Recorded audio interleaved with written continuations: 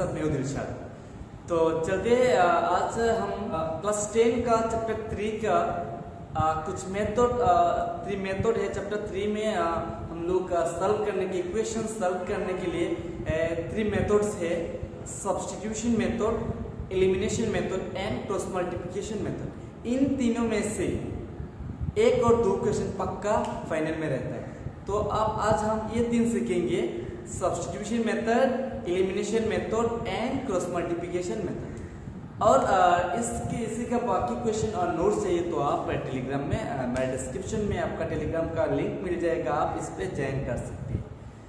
तो चलिए अब स्टार्ट करते हैं आज की टॉपिक।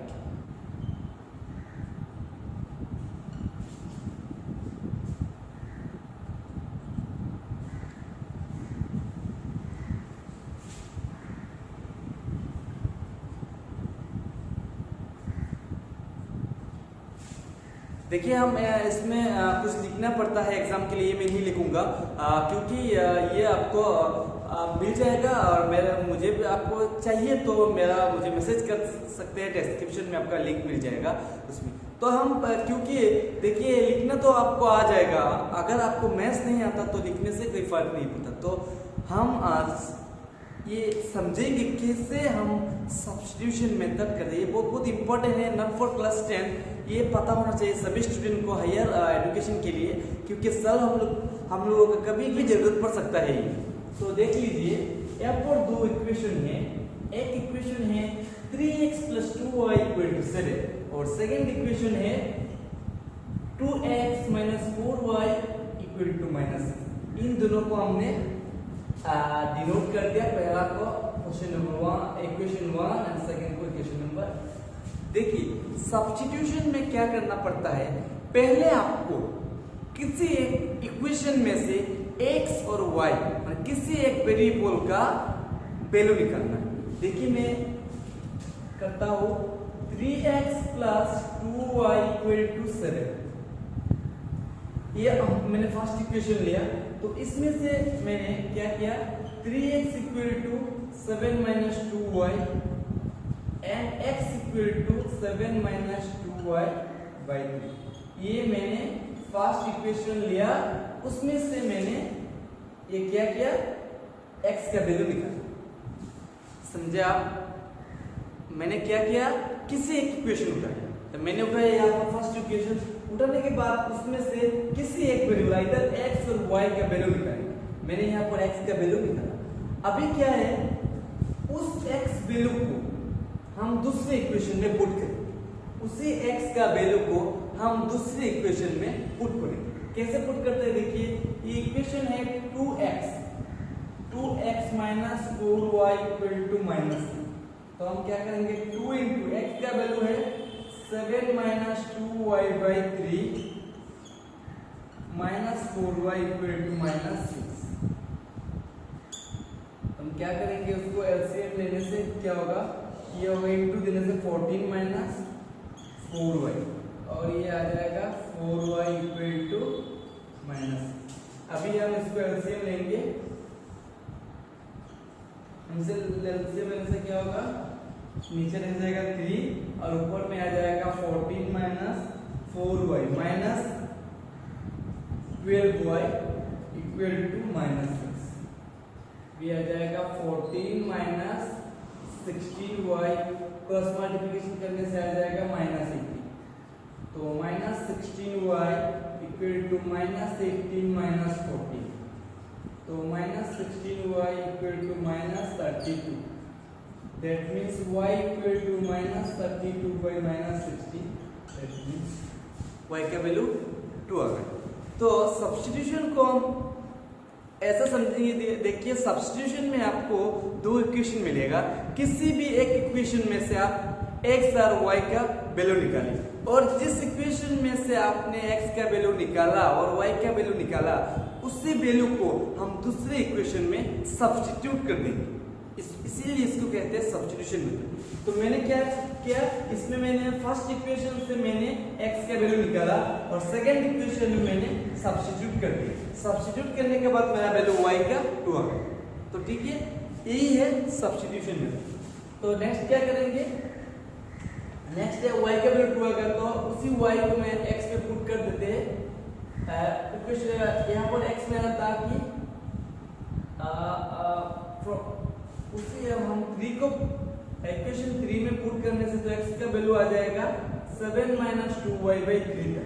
तो दैट मींस 7 - 2y, तो 2 × 2y 3, दैट मींस 7 - 4/3, तो 3/3 इक्वल टू, सो x का वैल्यू आ गया 1 और y का वैल्यू आ गया 2। यही है सब्स्टिट्यूशन मेथड। हम देखेंगे एक एलिमिनेशन मेथड। देखिए सेम इक्वेशन का हम अब एलिमिनेशन मेथड में करेंगे, देखते हैं कि सेम आंसर आता है कि नहीं। देखिए पहले मैंने आपको सब्स्टिट्यूशन समझाया, तो अभी हम सेम इक्वेशन को एलिमिनेशन करेंगे। एलिमिनेशन मींस किसी एक वेरिएबल को मुझे एलिमिनेट करना है, आइदर वो x भी होगा और y भी होगा, किसी एक को मुझे एलिमिनेट करना पड़ता है। तो देखिए यहाँ पर हम x के भी एलिमिनेट कर सकते हैं, y के भी एलिमिनेट कर सकते हैं, लेकिन इजी ये कि यहाँ पर -4 दिख रहा है और यहाँ पर 2y दिख रहा है। तो अभी मैंने इक्वेशन 1 को 2 से मल्टीप्लाई, तो आ जाएगा 6x + 4y = 14। पूरा इक्वेशन को मैंने 2 से मल्टीप्लाई किया। और सेकंड इक्वेशन था मेरा, ये इक्वेशन 3 हो जाएगा, और सेकंड इक्वेशन था हमारा 2x - 4y = यहाँ पर 4y है, यहाँ पर -4y, तो सेम है, एक का साइन है प्लस, दूसरे का साइन है माइनस। तो ऐसे में हम क्या करेंगे, उसको प्लस करेंगे। प्लस करने से ये काट जाएगा, इसमें हो जाएगा 8 और 16 14 - 6 ये हो जाएगा 8, तो x का वैल्यू आ गया 1। तो हम लोग का सब्स्टिट्यूशन में x का वैल्यू 1 मिला। अब ये 1 को किसी एक इक्वेशन में हम पुट कर दें। अगर मैंने 1 को पुट किया तो क्या हो जाएगा, 3 × 1 + 2y = 7, that means 2y = 7 - 3 = 4, therefore y = 4/2 = 2। तो एलिमिनेशन में हम x को भी एलिमिनेट कर सकते हैं, y को भी एलिमिनेट कर सकते हैं। तो मैंने अभी यहाँ पर y को अभी मैं x को भी आपको करके दिखाऊंगा, क्योंकि दोनों आप सीख लिया तो आपको अच्छा हो जाए। तो अभी हम देखते हैं x को कैसे। देखिए x को एलिमिनेट करने के लिए मुझे x का कोफिशिएंट को इक्वल करना पड़ेगा, ठीक है। देखिए यहाँ पर x का कोफिशिएंट 3 है, यहाँ पर x का कोफिशिएंट 2 है, ये डायरेक्ट इक्वल नहीं होगा। तो मुझे क्या करना पड़ेगा, मैं इक्वेशन 1 को 2 से मल्टीप्लाई करता हूँ, तो आ जाएगा 6x + 4y = 14। और इसी को मैंने इक्वेशन 2 को मैंने 3 से मल्टीप्लाई किया, तो आ जाएगा 6x - 12y = -18। ठीक है। अब देखिए सेम साइन रहने में थोड़ा कंफ्यूजन हो जाएगा, आप ये थोड़ा ध्यान से देखिए। सेम साइन, यहाँ पर 6x का भी प्लस साइन है, यहाँ पर 6x का भी प्लस साइन है, तो हम क्या करेंगे, इसमें से इसको माइनस करेंगे। ऑपोजिट साइन होने में हम लोग प्लस करने से ये कैंसिल हो जाएगा। यहाँ पर 6 में से 6 को हमको माइनस करना पड़ता है, तो माइनस करने में ये प्लस साइन माइनस हो जाएगा, ये माइनस साइन प्लस हो जाएगा, ये माइनस साइन प्लस हो जाएगा। देखिए 6 में से 6 जाना चाहिए तो कैंसिल हो जाएगा। यहाँ पर 4 में से 12, ये माइनस का प्लस हो गया तो हो जाएगा 16 होगा। सेम यहाँ पर 14 + 18 होगा तो हो जाएगा 32, तो y का वैल्यू आ जाएगा 32/16, दैट मींस 2। सेम किसी एक इक्वेशन में पुट करने से, मैंने इक्वेशन 1 में पुट किया तो 3x आ जाएगा, 2 × 2 = 7, that means 3x = 7 - 4 = 3, so x = 3/3 = 2। तो हम जैसे भी सॉल्व करें, ये सब्स्टिट्यूशन हुआ हो और एलिमिनेशन, हम लोग का आंसर सेम आ जाएगा। तो मैंने एलिमिनेशन का दोनों को कैसे आप एलिमिनेट करते हैं, ये मैंने यहाँ पर दिखाया है, दोनों को कैसे एलिमिनेट करते हैं। क्योंकि देखिए माइनस होने से हम प्लस करने से कैंसिल हो जाएगा, और सेम से प्लस रहने से हम इसको माइनस करने से एलिमिनेट हो जाएगा।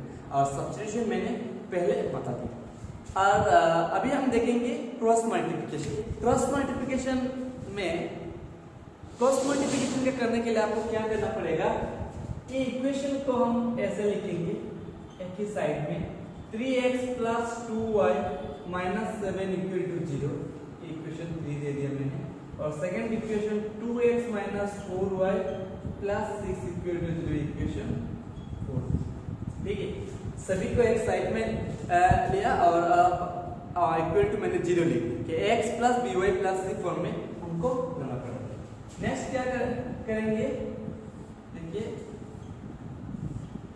x वेरिएबल का, y का और कांस्टेंट मींस 1, ठीक है, माइनस माइनस माइनस।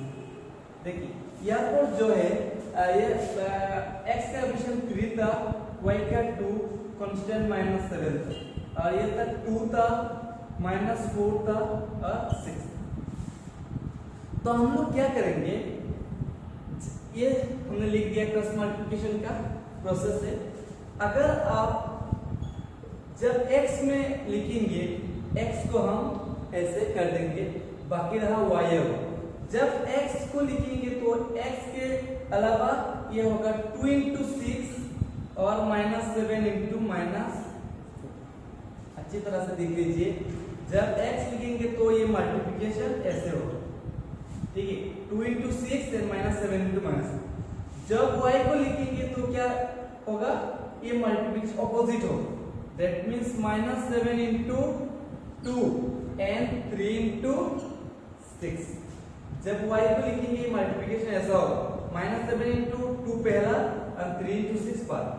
और जब कांस्टेंट को लिखेंगे तो ये फिर से 3 × -4 and 2 × ये लिखना क्रॉस मल्टीप्लिकेशन का मेन काम है। इसी हम इसको लिख लिया तो क्रॉस मल्टीप्लिकेशन हो जाएगा। तो देखिए क्रॉस मल्टीप्लिकेशन में फिर से कहता हूँ, x को जब हम लिखेंगे ये हमको इसको हम ऐसे कर देंगे, y और कांस्टेंट था तो y को ये मल्टीप्लिकेशन ऐसा होगा, पहला ये राइट होगा देन लेफ्ट, 2 × 6 -7 × जब y होगा तो ये पहला लेफ्ट होगा देन राइट होगा, दैट इज -7 × 2 and 3 × 6। और कांस्टेंट में ये राइट लेफ्ट x की तरह से 3 × -4 and 2 × 2, तो ये होगा x by 12 - 28, y by -14 - 18 and 1 by -12 - that means x by -16, y by -32 and 1 by -16। अब हम इसे कंपेयर करेंगे, x by -16 × 1 by -16 और ये होगा y by -32 equal to 1 by -16। तो x का वैल्यू हो जाएगा 16/16 इक्वल टू 1 और y का वैल्यू हो जाएगा 32/16 इक्वल टू। तो सेम इक्वेशन को मैंने सब्स्टिट्यूशन में भी किया, एलिमिनेशन में भी किया और क्रॉस मल्टीप्लिकेशन में किया, और ये तीनों का आंसर है same, x equal to 1 and y equal to 2। अगर आपको ये वीडियो अच्छा लगा तो आप लाइक शेयर एंड सब्सक्राइब कीजिए और कुछ इंपॉर्टेंट सम, सब्स्टिट्यूशन, एलिमिनेशन और क्रॉस मल्टीप्लिकेशन करें, क्योंकि इन तीनों प्रोसेस से आपको एग्जाम में 1 और 2 क्वेश्चन पक्का मिल जाए।